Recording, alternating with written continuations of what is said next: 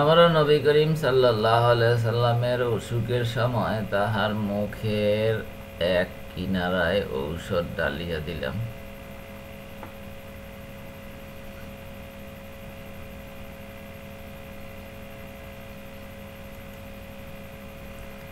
তিনি বলিলেন, তোমরা আমার মুখের কিনারায় ঔষধ দিও না।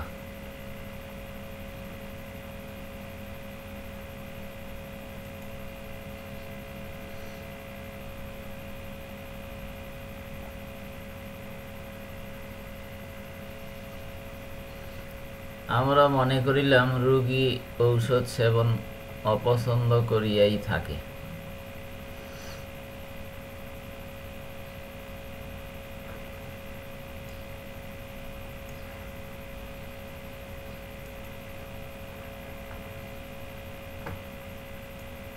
যখন তাহার চেতনা ফিরিয়া আসিল, তখন তিনি বলিলেন,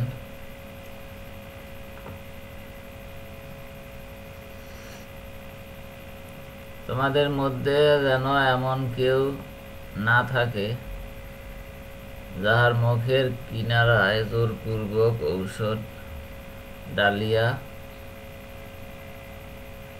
দেওয়া না হয়, শুধুমাত্র আব্বাস ব্যতীত,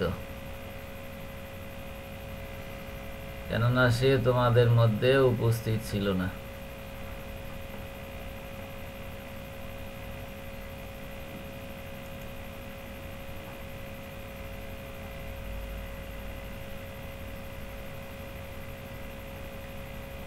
আল হাদিস, বুখারী শরীফ, হাদিস নম্বর ৬৪২০।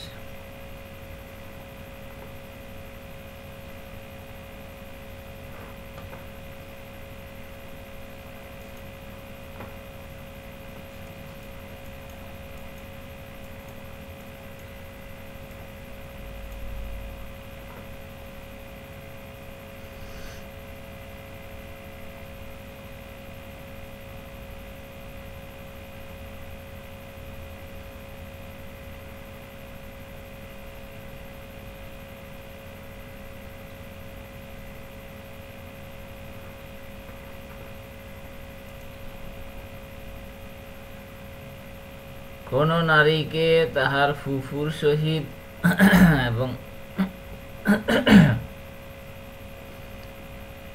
এবং কোন নারীকে তাহার খালার সহিত বিবাহে একত্র করা যাইবে না। অর্থাৎ এক ব্যক্তির পক্ষে একই সাথে এদেরকে দুই স্ত্রী রূপে গ্রহণ করা যাইবে না, হালাল নয়।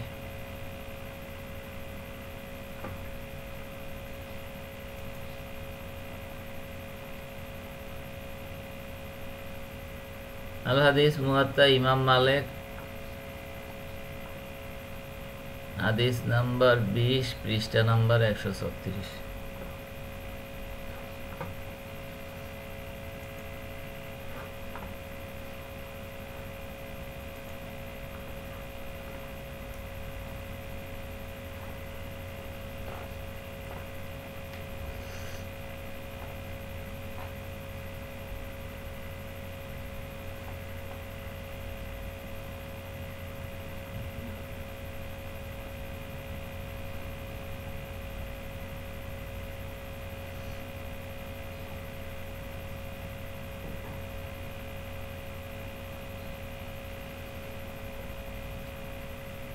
এক উমরা অপর উমরা পর্যন্ত মাঝখানের সময়ের জন্য কাফারা স্বরূপ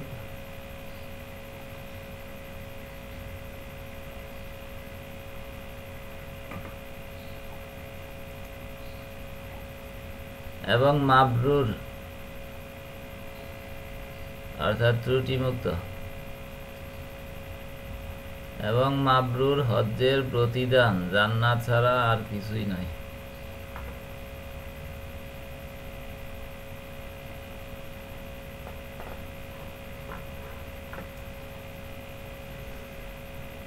আল হাদিস, ইবনে মাজাহ শরীফ, হাদিস নাম্বার ২৮৮৮।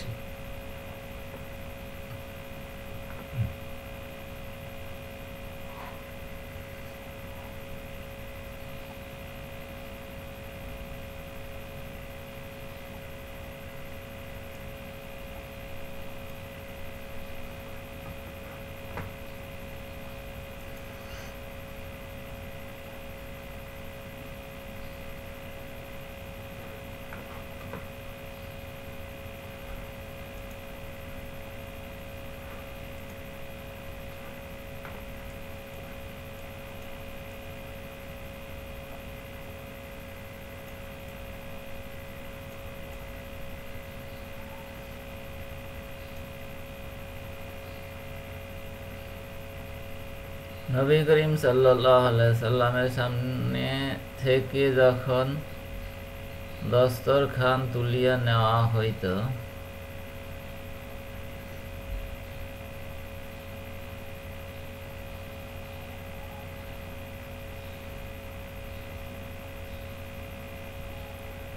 তখন তিনি এই দোয়া পড়িতেন: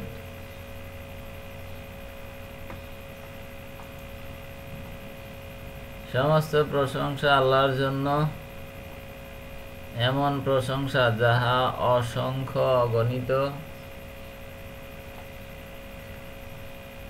যাহা পূত পবিত্র ও প্রভূত কল্যাণময়।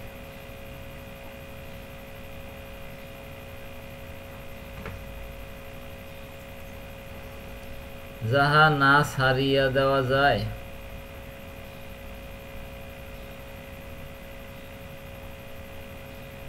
না তাহা হইতে মুখাপেক্ষীহীন হইয়া থাকা যায়।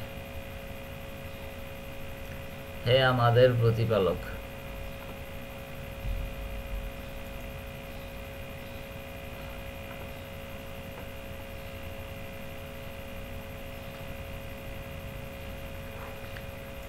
আল হাদিস শামাইলে তিরমিজি, হাদিস নাম্বার 184।